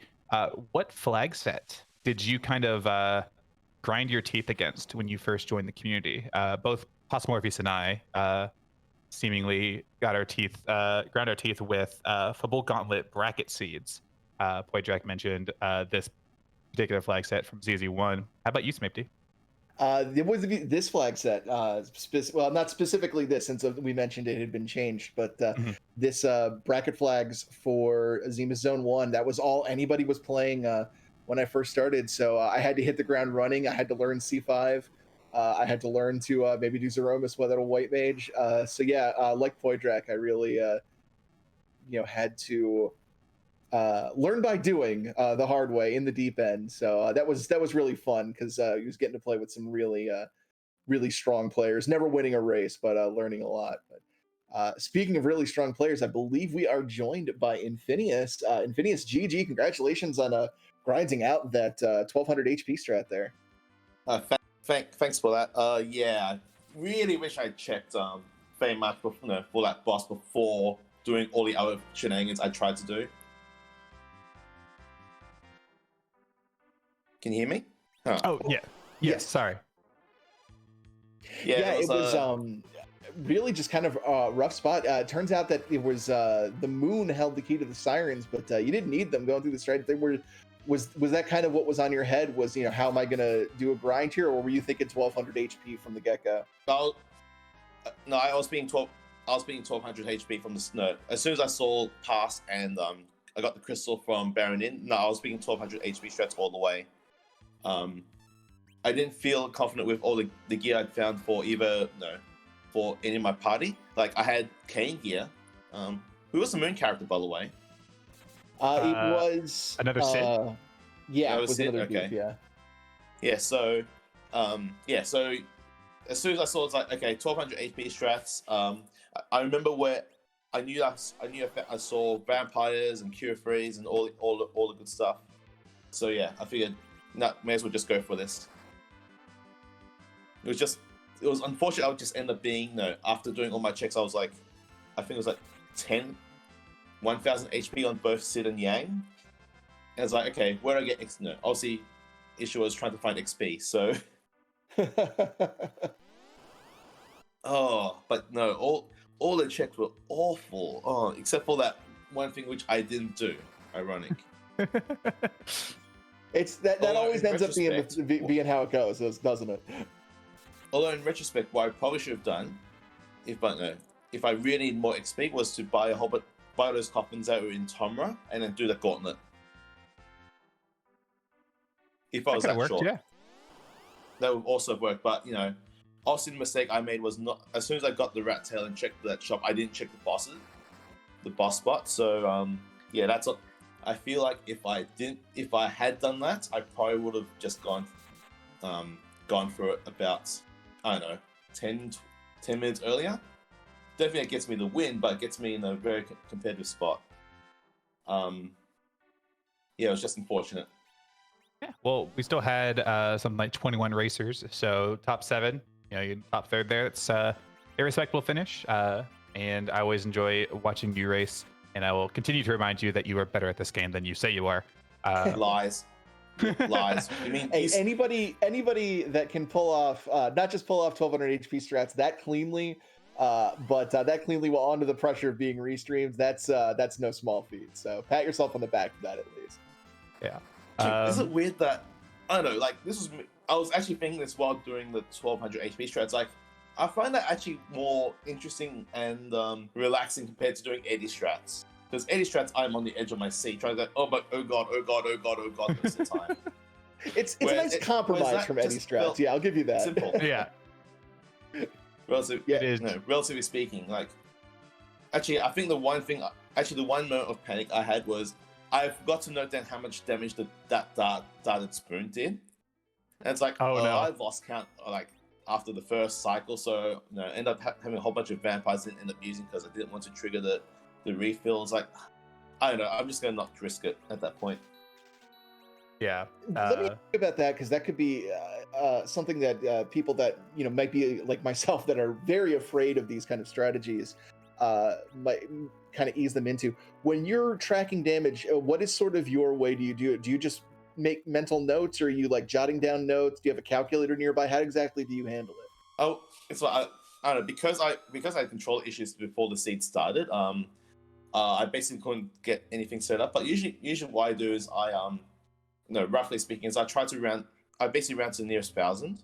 So it's like, so if it's like 1, and round up if necessary, because that's my buffer. So if I see a damage that comes out saying, I don't know, 1,100, it's like, that one I'll probably lean towards 1,000, but if it's like 1,400, that's like, okay, that's two, and just leave it from there. It just makes, because adding up to 40 something is a lot better than adding up to 400, I find. Yeah, that's a difference you and me have. I don't like these strategies, but when I do them, I definitely go to another digit, so I count to the nearest 100. I like that bit more precision, but that is hugely stressful, especially if you're not particularly adept at mental math. So the 1,000 strat is usually the one that I hear the most commonly. Yeah, it's like sometimes I go to hundreds, no, round 200s, but like sometimes if I'm being I guess in this spot where I'm being restreamed, like no, I'm not gonna. I don't want to. Messing up is kind of hard there. So, but again, what didn't help was I just lost track of it very early. So also I think that's the second time I've actually done 1200 HP strats, but for it's worth. Pretty sure. There you go, folks. It's that easy. Yeah, there you go. Just be as good as Infinius, and everything will be fine. So, Infinius, one thing that we've been kind of asking around is this is the 3rd anniversary throwback, so we've been kind of reminiscing on how we all got into the community. I believe you've been around longer than I have, but I could be wrong there. When did you join, and what was kind of the flag set that you used to kind of get your feet wet and realize that, hey, you wanted to do this sort of racing thing? Okay, so basically I started watching FE a lot back in Zero Zone 1, but I never played. I forget what brought me to it, but I do remember the old Lunarian news networks. I loved those back when they were happening. But I think it was this might start. I think I started doing Seeds of the Week a year and a half ago. But then when that system changed, I stopped. But then when Seed of the Week came back, that's when I started dipping my toe back into it. And then I guess Football Gauntlet was when I really started hammering things. I think Football Gauntlet also just happened to line up in a great time, a perfect time where I really couldn't go out. It wasn't safe to go out, so it was a good, neat hobby to pick up. Yeah, no physical contact needed here, which is definitely nice. A huge advantage in these times. Yeah, I don't know.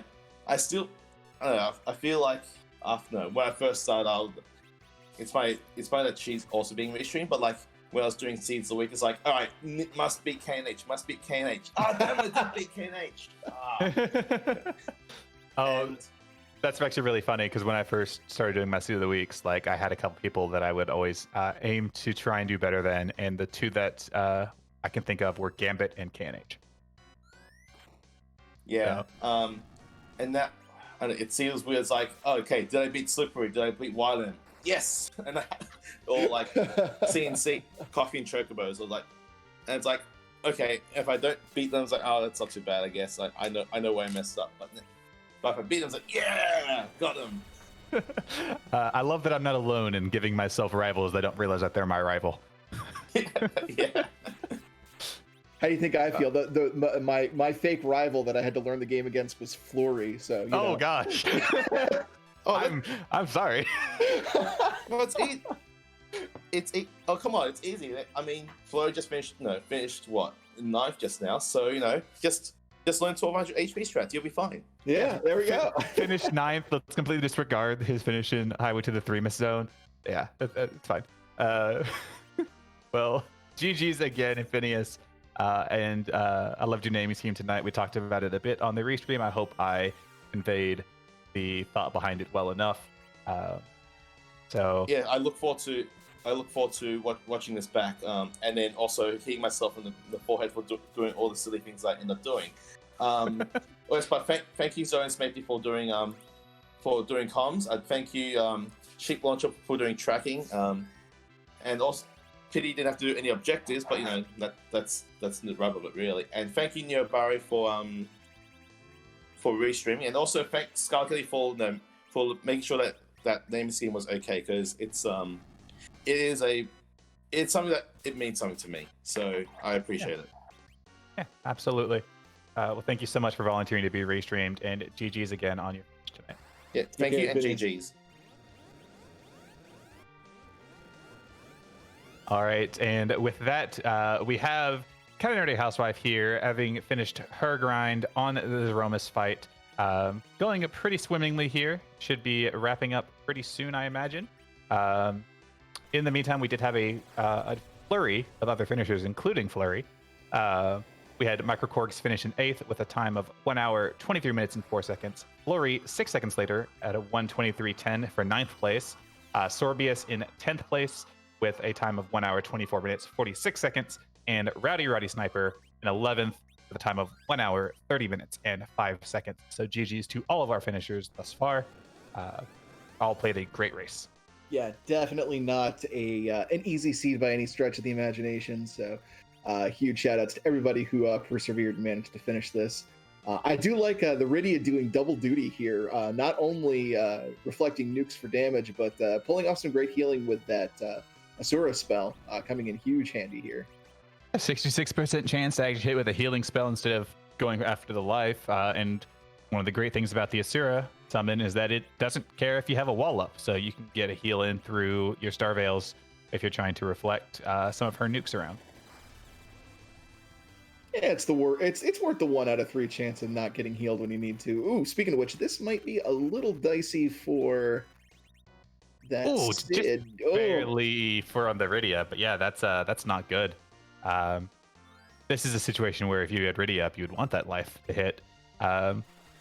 But KNH getting far better luck with that Asura than I normally do, because I have had 2 Rydias both running Asura and gotten like 7 life rolls in a row. And it was the most awful thing on his Aromas fight. Yang still on his feet, going to be chucking Cure 3s at himself. Should be able to weather the storm here at least a little bit, but yeah, low on life potions. This is going to be a difficult proposition to get this final bit of damage in. This is an incredibly fast Aromas too. Barely had time to get off that 1 Cure 3 before the Big Bang came out. I feel like this life potion is going to lead directly into a Big Bang that will wipe her. See if she can get the Asura off in time. Oh, she does. Come on, don't whiff. Well, there's the lift. Oh no, that wasn't lift. Okay, I saw the wrong face. Yeah, that was the red face, not the gray face. Yes. Okay. That was fine. Only 2 life I hope for a potions really left. low roll here on this Big Bang. Going out the Star Veil. It's going to get eaten by a black hole. We got to be careful not to nuke our Yang. Oh, 3 hit points. Come on, Z. That is extraordinarily rude. Come on. Come on, doggo. Be kind. Now, I can completely feel where kind of Nerdy Wife is right here. I have been in these situations where I just have Yang up, desperately throwing items at everybody else, trying to get some kind of momentum going. Might have been a little bit of a Hail Mary nuke there to try to get into the last phase. That does not look promising. Yeah, that's going to be rough. I have to wonder if she silk webbed at the start of the fight, considering how fast this Aromas is moving. The good news was that was nerfed, so going to be able to catch up a little bit on HP here on Yang. But we are out of life potions. That is a problem. Well, nothing to it but to punch now. Yep. You have 2 options. You have your punch and you have your reset button. I would personally go down punching. I would probably punch the reset button. when given the option between punching and reset buttons, maybe it says porque no los dos. Well, that's only because my reset button's a little sticky and it needs it needs a bit of juice behind it. It's a launch model SNES. It's been through its paces. That is perfectly fine. I have the nice crisp Super NT with a very non-sticky reset button. So. Ooh, fancy. I also own an original hardware SNES, but it's actually the like the SNES 2 or the SNES Junior. Ah, cool. But unfortunately, KNH did take a wipe there. Probably trying to reevaluate the agility situation. I know she has the curse string, I believe. Sid does have some levels, but even that, I figure a curse string would give her RA1. So I'm not sure exactly what happened there. Yeah, might not have had the cursed ring on, or yeah, I'm not sure exactly. I didn't get to see exactly what Sid's agility was at, but yeah, Sid with a cursed ring should be relatively okay here. Yeah, and we do have a 12th place finisher. Tybalt has finished with a time of 1 hour, 34 minutes, and 27 seconds. So GG's to Tybalt. Congratulations indeed. KNH is coming back down here to Fey March. So something in the shop that I completely forgot was here. Yeah, I can't remember exactly what was in this shop, but it might be something that she's coming to stock up on.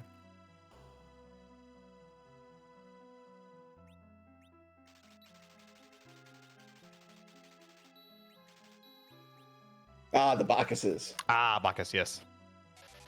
Deciding probably just to forego your hybrid strats and just go, okay, y'all just Zerk, and we'll make it through this. Yeah, just have your melee fighters Zerk, just have Rydia constantly keeping them up with the Sora, and if Rydia goes down, just start hurling Cure 3s at people. Yeah, this actually is a pretty nice setup if you think about it. You could Zerk up Edge and Yang.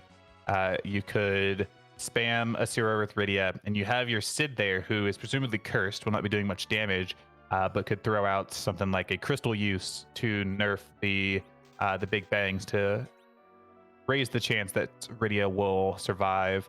She takes the counter nuke, and then the Big Bang, she's likely going down, but it gives you a much higher chance of survivability if you wanted to go that route. Yeah, right you are.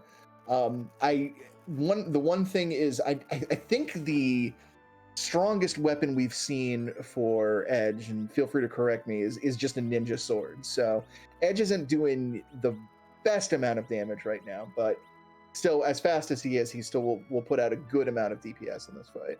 Yeah, I have only seen the ninja sword. Kanich is rocking 4 life potions. That is a very low life potion count, but 24 Cure 3s. So I guess the strategy here is if they don't die, you don't need life potions. Pointing to forehead meme. Taking off the cursed ring. Interesting.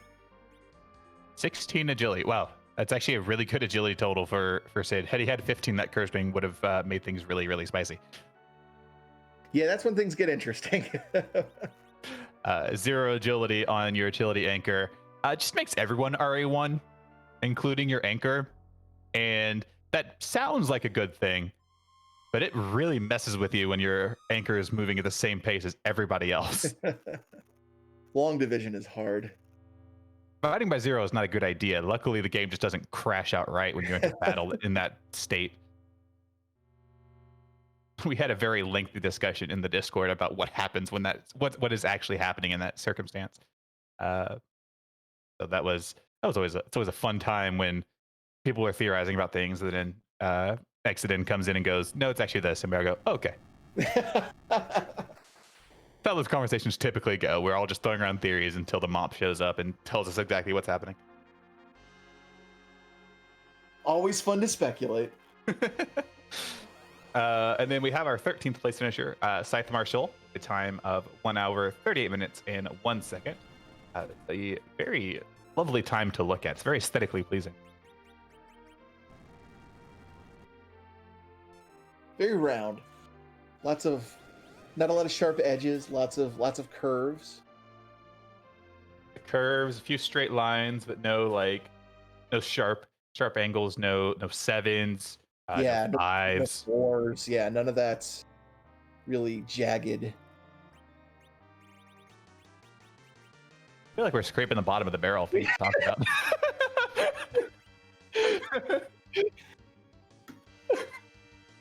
What's your favorite number, Zoe? Single digit or any number? Single digit. Well, what's your favorite numeral? My favorite numeral is probably going to be the numeral 7. 7? Despite, how we just talked about the angular and the jaggedness of it, you're still going to go with 7? So, like, round numbers and numbers without edges are more aesthetically pleasing, but I am also a fan of minimalism and sharp angles. And so the number 7 works perfectly. I guess the number 1 would work better if you have the weird, like, little, like, serif on the 1, because that is both minimal and a sharp angle. But 7 is what I'm going with. Pretty good. I always liked 8. Just because on old digital clocks, it would use every pip. Oh, and, yeah. That just was pleasant to me. It's like, yes, finally, you've reached your maximum potential, digital alarm clock. So, on that same sort of thought process, do you want to know what my favorite playing card is? Yes. It is the 7 of diamonds. Oh, because of all the angles. I see. No. Not because of that. Because the 7 of diamonds is the playing card, the only playing card in a 52 card deck that it takes 5 syllables to say its full name. Wow. Okay. Yeah, you're right. Okay. Yeah, I'm thinking, yeah, that would be the longest it would be to say any of the cards. I never thought about that. The deepest of lore here tonight. That is something that I've had that favorite playing card since high school. And saying that I've had a favorite playing card since high school is a very nerdy sentence. You can see where my priorities were at in high school. Kind of nerdy housewife is going back into the Zeromus fight. Edge is throwing the crystal, and we're gonna get set up here. I'm giving intel for some berserk strats. I'm giving KNH a run for the the kind of nerdy title right now. To make sure that's the first question we ask is what is your favorite playing card?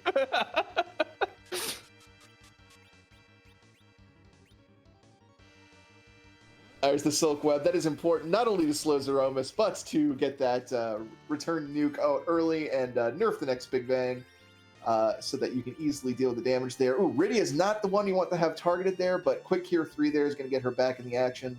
Yep. She is the only person that could, in this party, that could potentially get one shot by one of those nukes, but holding on there like a champ. Yeah, and of note is that after using that Silk Web, KNH does have 2 Silk Webs in her inventory, which is the same amount that she had in her last attempt. So she had Silk Web.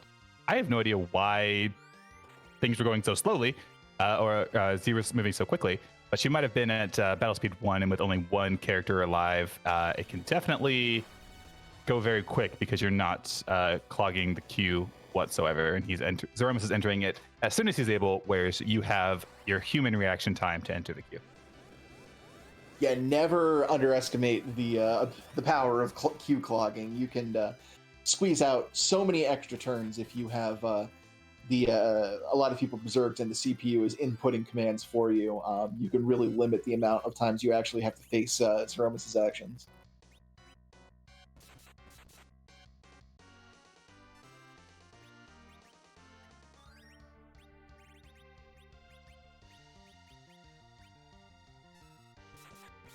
We have Edge here in the middle. I have to wonder what Edge's agility is. Things seem to be going okay. But seeing Edge as an anchor is a rare sight. Yeah, I didn't catch the exact value, but it might be right on one of those multiples that makes for a smooth fight, because things are going. Things seem to be way better under control here than they were last time here for KNH. What I think might be happening is that while a higher agility anchor is slightly disadvantageous for you getting out the most amount of turns and damage, if you wanted to slow Zeromus down by having something like if your Edge is high enough level, something like a 42 agility anchor, that can be useful just to lower his RA. Edge will get more turns, not necessarily a ton more turns, but things kind of play out in a fashion that is a bit of a slower paced battle. We have a little bit more time to think. That could have been the thought process here. Yeah, absolutely. Really good damage there from those reflected nukes from Rydia. That black hole is going to remove the reflect status, so we will have to set that back up before she can continue the onslaught. It looks like Yang is going to be the sacrificial duck here. Here's that way. We also have our 14th place finisher with Kappa, finishing with a time of 1 hour, 43 minutes, and 37 seconds. Has a 4 and a 7 in it, so I can't say that's a fantastic looking time, but it's a good finish regardless of the aesthetics.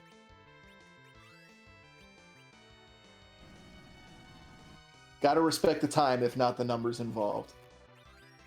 I can respect your finish time. I don't have to respect the way it looks.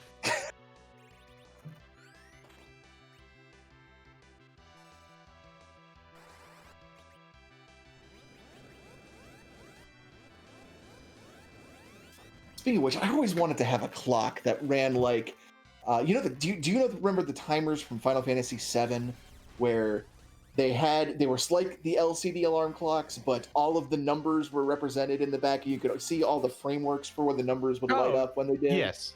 I always wanted a clock like that, but I don't even know where to begin. I'm sure there's one on Etsy. There's got to be. I'm checking that after this race.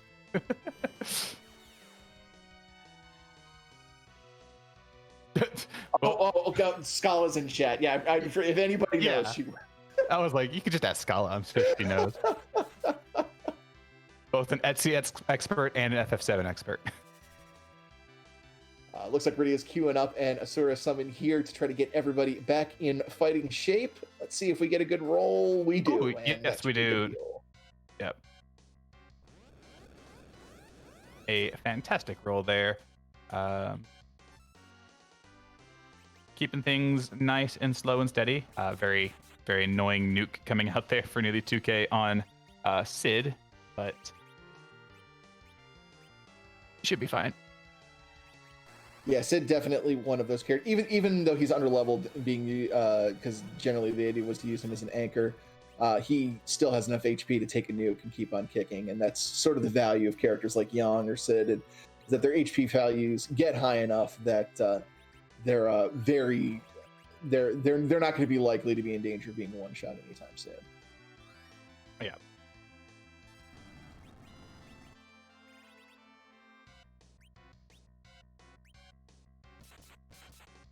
Bit of a shake there from Zeromus. That would be the time that we would want to nerf if we were planning on it, but it appears we're just going to roll with Lady Luck and see if Rydia can survive the Big Bang.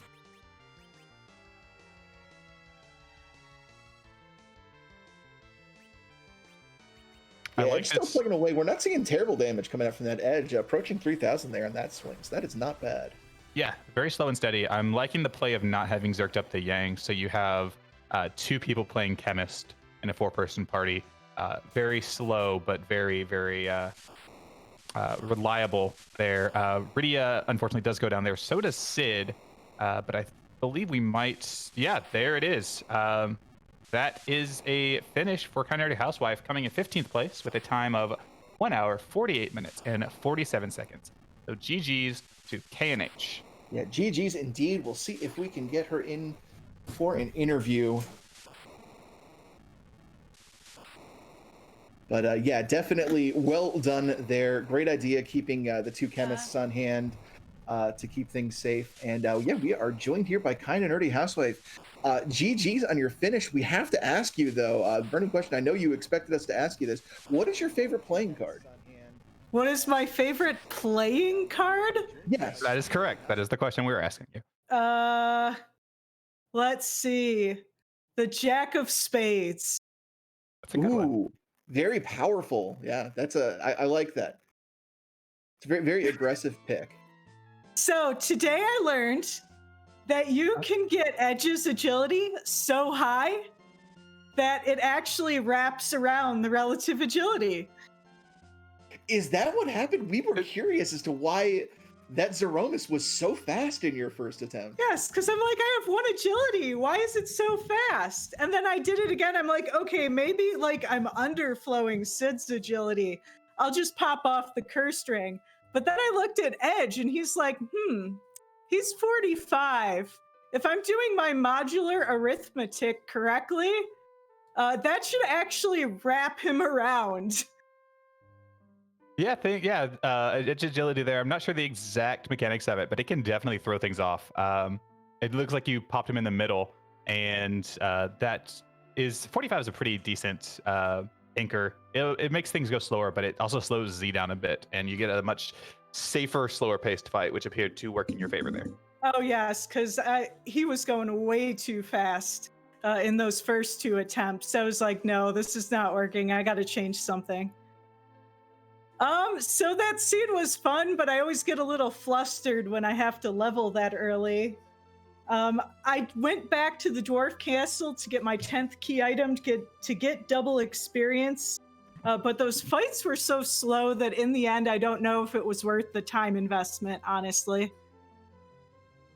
My original plan was to use Asher Rydia as a healer, But then I did have enough money for a giant stack of Cure 3s, so I just switched my plan over to Reflecting Nukes.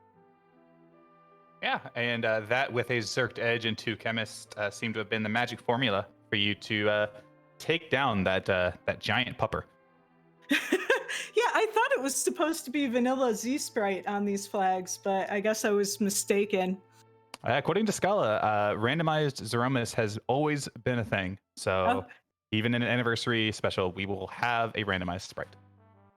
Okay. That was a tough one. I really had to think things through very carefully, and I don't think I was alone on that because I saw a couple of forfeits. So, fun, but more on the difficult side for sure. Yeah, it is a very different game style than a modern free enterprise seed. We were talking about it throughout the restream, just kind of how much the game has changed to basically being an entirely different game in 3 short years, and it's going to be interesting to see where the game stands in another 3. Yeah, for sure. You got to shout out the dev team on that. They've been making really great improvements from quality of life, new flag sets, fun new features over these past 3 years. So shout outs to all of them for making this great randomizer that we can all enjoy together. Yeah, and also shout outs to the community for developing and honing strategies and just information and the inner workings of this game, that for information that was always there but never really applied to a vanilla playthrough. The randomizer itself has, I think, taught the FF4 community as a whole a lot of very interesting things about this game. Yeah, I know some of that is spilled back over into the vanilla speedrun too.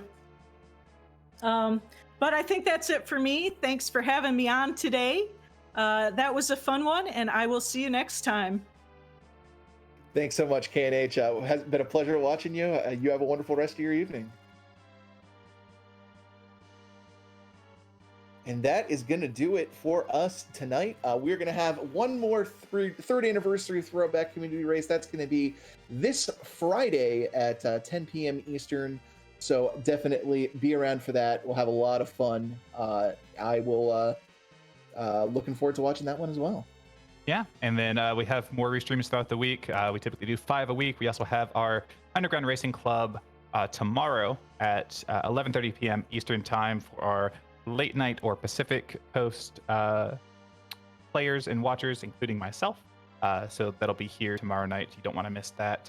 But it appears that we are going to be heading to raid Dr. Cossack, a fantastic community member who's doing a free enterprise legacy seed. I am unsure if it is the async race that is currently going. So do be careful. And also, it is not the async. I've been told by Marie Streamer. Thank you. So do not have to be careful, but do not spoil this race. No spoils, or you get the bonk. Let people watch the VODs if they do wish to come back and do so. But thank you all so much for showing up. Thank you, Smapty, for being a fantastic commentary partner. We always have fun up in the booth together. I always enjoy it. And thank you to Nyobari and to Sheep Launcher behind the scenes handling the restream and tracking.